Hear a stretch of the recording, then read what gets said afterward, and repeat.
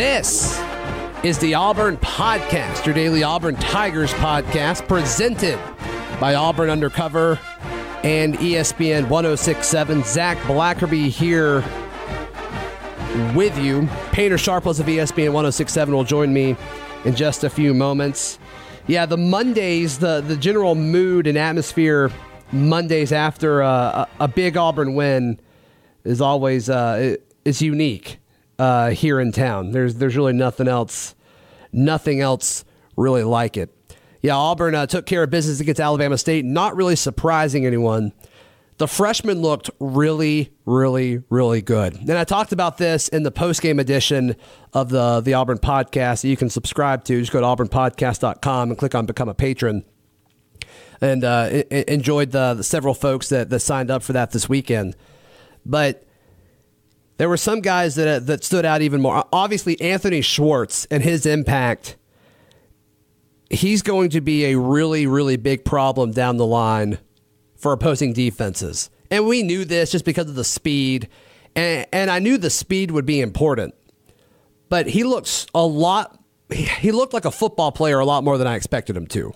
Obviously, when you are a sprinter, you have the speed and you probably have some natural athleticism, but that doesn't necessarily mean you're going to be a good wide receiver. And that's kind of was the question, is like, how quick is it going to take for him to learn how to play wide receiver?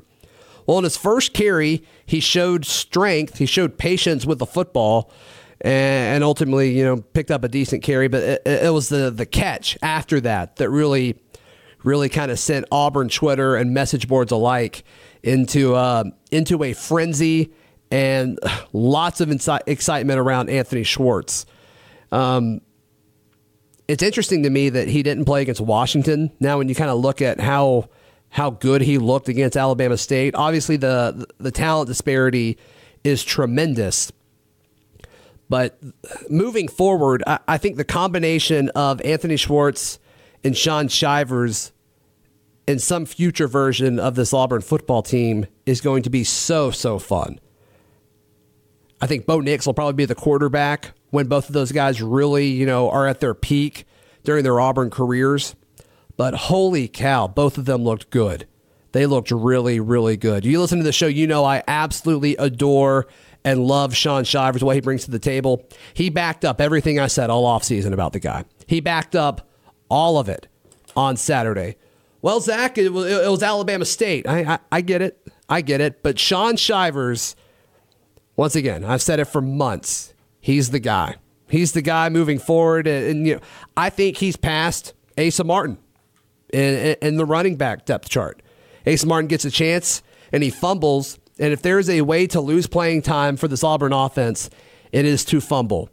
And I am now joined by Painter Sharpless of ESPN 106.7. Painter, I was just talking about Asa Martin and not Asa Martin, Shaun Shivers and Anthony Schwartz, how impressive those freshmen were.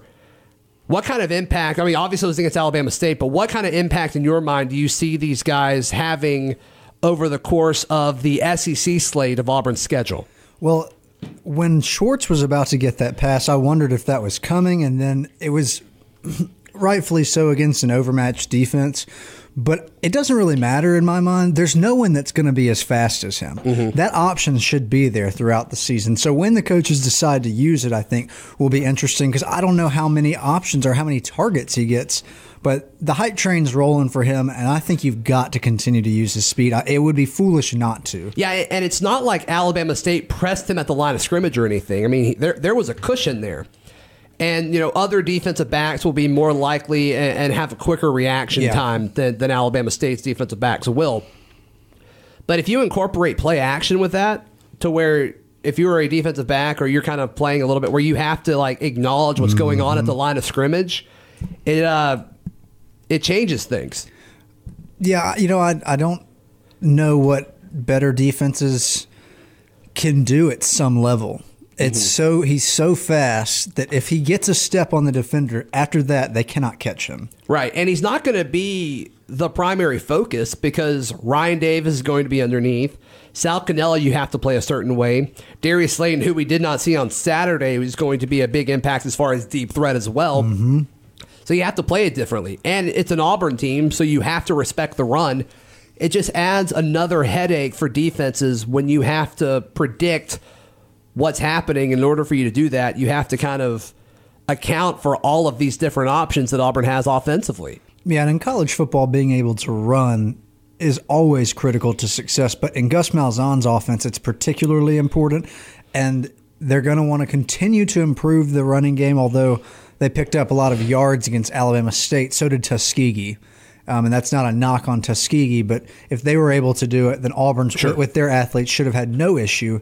And so if Auburn can continue to create a run threat, it really allows Anthony Schwartz, as you mentioned, in combination with the other experienced wide receivers Auburn has. It's sort of like for the defense, pick your poison. Who stole the show on Saturday, in your mind, if you had to pick one player? To me, I thought it should have been Schwartz, but I feel like Shaun Shivers came away with the most excitement out of the Auburn fan base. I was really excited with the way Shaun, he ran the ball hard, and we've heard about that in fall camp. He didn't disappoint when he had some real carries, and it was a good opportunity against a team that, hopefully some of those young guys were able to gain experience, but also build confidence because they're not an elite team. Yeah. Is there any way Shaun Shivers does not win the next 4 Heisman? Well, I know you've been high on the guy for a while, and right now you're looking like a smart guy for that. But as far as 4 straight Heismans, I don't know if we'll see that. I don't think you think we'll see that either. But do you think in 2 years, is he going to be an every down back? Like the way he runs, he thinks he's going to be. Now, I don't know if he has the body to truly do that, but it's also hard to tackle the guy at 5'7", that fast. He's got a low center of gravity. He squirts through the holes. I mean, it's just... I don't think it's crazy to say that he's better than Cam Martin. No, I think you're right. I would rather Shaun Shivers have the football than Cam Martin. The only thing I hesitate there is simply the adjustment and Cam really has had some limited roles over the last 2 years. It's not like he's got tons more experience than Shaun Shivers, but I still think some of that experience is valuable. Yeah, I agree with you. But as far as just overall impact on a football field and upside, I think Shaun Shivers is a better running back than Cam Martin. He runs with confidence. He's certainly hard to tackle. And you're right, I think the upside at this point as a freshman, it looks higher with Shivers. What do you make of the situation, sticking with the running backs, where Boobie Whitlow fumbles and then Alabama State recovers? Cam Martin goes in to start the next drive. He gets a decent carry. He gets a catch, which I believe resulted in a first down. And then Jatarvius Whitlow's right back in there. That screams Malzahn telling the world, all right, Jatarvius Whitlow is the starter. Because we've seen in the past, and Malzahn's not the only coach that does this, but if you fumble, there were several coaches, Malzahn included, were like, all right, you're not playing anymore, but he's in the next drive. Yeah, I think you're right. You look at the amount of carries Cam Martin had in game 1 versus game 2. They went down. Jatarvius Whitlow's went up. But I also wonder if it's going to partially depend on the teams they're playing some weeks. Like, is there a chance that against Washington, Cam Martin was advantageous? Maybe the coaching staff thought so.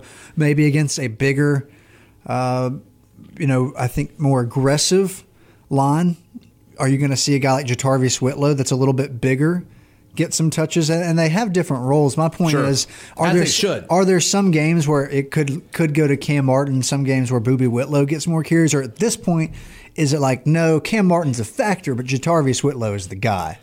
Well, what important game do you think Cam Martin would match up against a defense better than Boobie Whitlow? Well, when you're talking about Georgia and Alabama, I think that goes to Jatarvius. Yeah, right. I think that goes, and then so I don't know if I have an answer to that hypothetical, which goes back to your point. Well, or the answer is probably none, right? I mean, that's the answer. I mean, we saw it, and I know that the big offseason story was how much weight Cam Martin had put on. And which he looks good, but it's just like when you watch him run, it's like, this doesn't look like a starting Auburn running back. Also, what do you make of him saying he wants to become a more patient runner? Because that's something that I think him and Shaun Shivers, while they have different styles to some degree, one thing that they have that's an advantage is being quick. Right. And I sort of feel like while it's fine to want to be a more patient runner, there's certainly reason for it. Is that the most natural skill set that complements the way Cam Martin runs? Do you think, and I'm nitpicking your words here, but do you think Cam Martin is a quick running back? Because, like, the thing with him is he's fast, and I'm not discounting that at all. But as far as quickness goes, I think Shaun Shivers and Boobie Whitlow are both quicker than Cam Martin. Do you think that's crazy to say? So you think? Well, I definitely think that's true of Shivers. I think he's probably got quickness and speed on just about anyone but Anthony Schwartz, and it's close. But as far as Jatarius Whitlow, you mean the first 2 steps basically are going to be a little quicker than Cam's? This is as far as making people miss in the backfield. Yep. Yeah, I guess there could be truth to that. I'm not ready to say that Whitlow is quicker yet, but maybe it's just my perception that because he's bigger, he can't be quicker than Cam Martin, which is not true.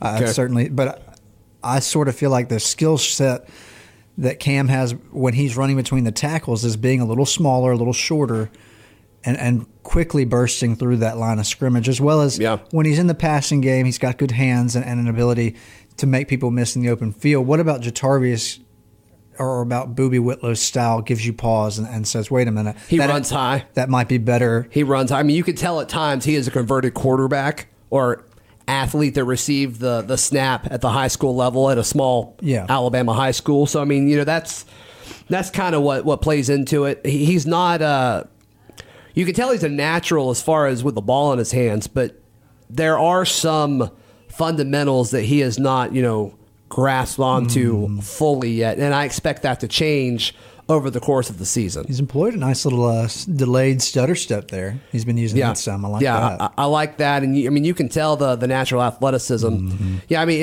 and you mentioned patience as a runner, but field vision I think kind of goes with that as well. And that carry-on was so good at that, so good at that.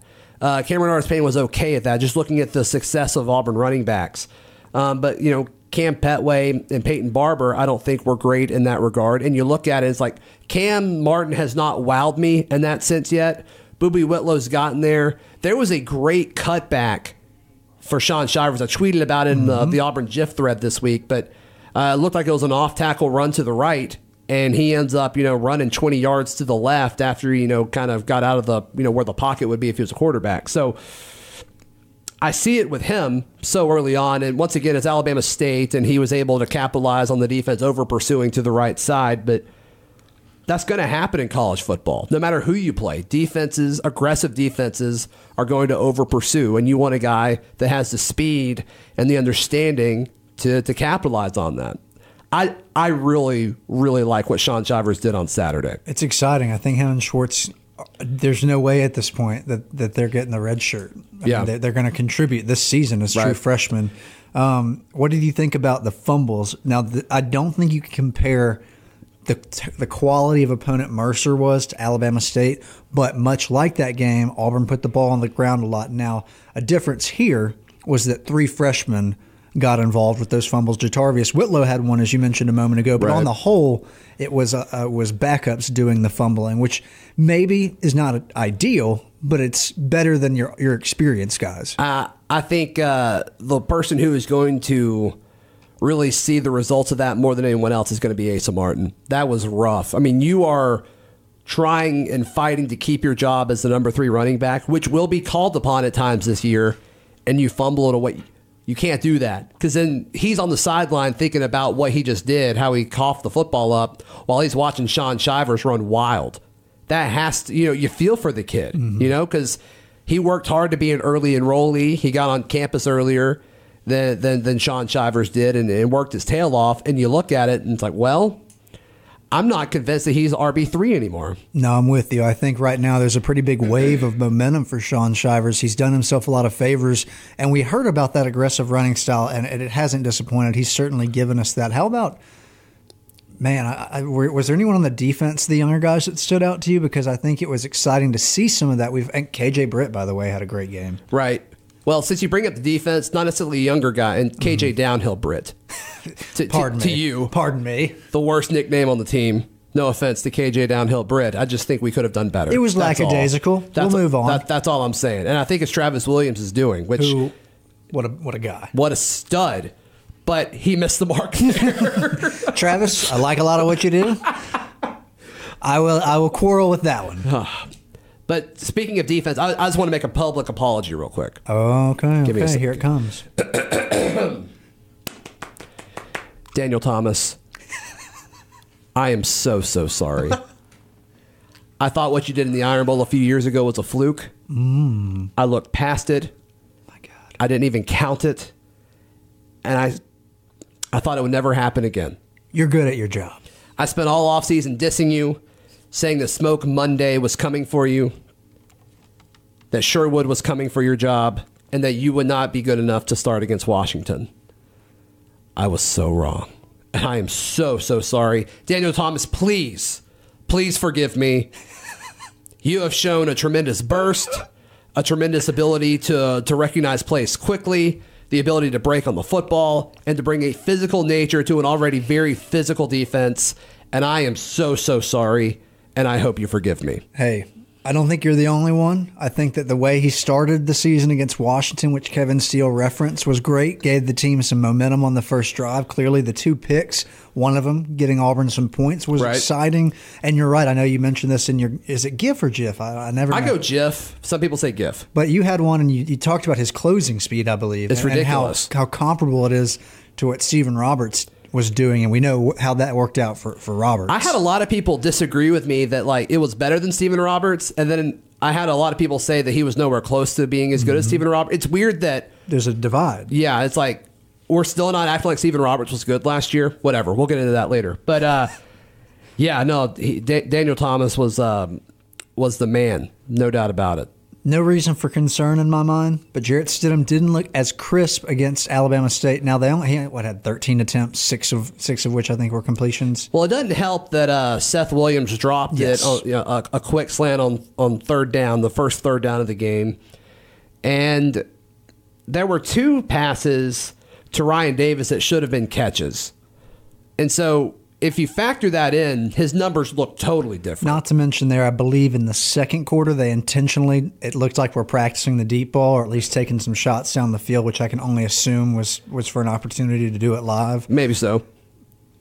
And they may have just liked the scenario. But my point being, he also had a couple of deep throws right in a row, which are going to be harder to complete. Right. So I think you're right. If you factor in a couple of drop passes when you look at what kind of throws they were, his line is not quite as bad as it may first appear. Right. And so to answer your question, now we got off track a little bit. To answer your question about young guys that impress me, how about Richard Jubinor getting the sack? Yeah. He may not play again this year just because I guess he has 3 other games he could appear in. I think they're going to try to redshirt him, but that was exciting. And as soon as he got the sack, I'm like, I can't wait to hear how the TV folks butchered his name. And they did. I think a lot of people on the beat, might have had it wrong for a little while too, but he flashed a lot. What did you think of McCreary getting some time as well? Yeah, he got mossed on for the touchdown. Yeah. Outside of that play, he was fine, but he got mossed on. Smoke Monday got a lot of time too. Yeah, and we saw him against Washington. Right. Well, and we're going to continue to see him. Yeah, I mean, but I think he played. He played a lot. It was a good opportunity for him. Yeah. I don't see the benefit of playing Hastings and Stove. That was interesting. Yeah, they threw it deep to Hastings when they were up 28-0 on Alabama State. And I just, is that worth it? And I also wonder how serious, but it's just amazing that they were hurt in March and they're back. Yeah, that is crazy. All right, we have to get to a meeting. Yes. Plug away. Check out ESPN 1067. If you're not local, you can do that at espnau.com. The lunch break from 11 to 1. Your Auburn midday show got all your news previewing LSU this week. At some point, we'll have Billy Embody in to give us some intel. And I'm just excited. You've got another big matchup. That's 2 big matchups for Auburn in 3 weeks. So definitely check that out. Again, that's espnau.com, the ESPN 1067 app. You can listen anytime, anywhere. This has been another edition of the Auburn Podcast.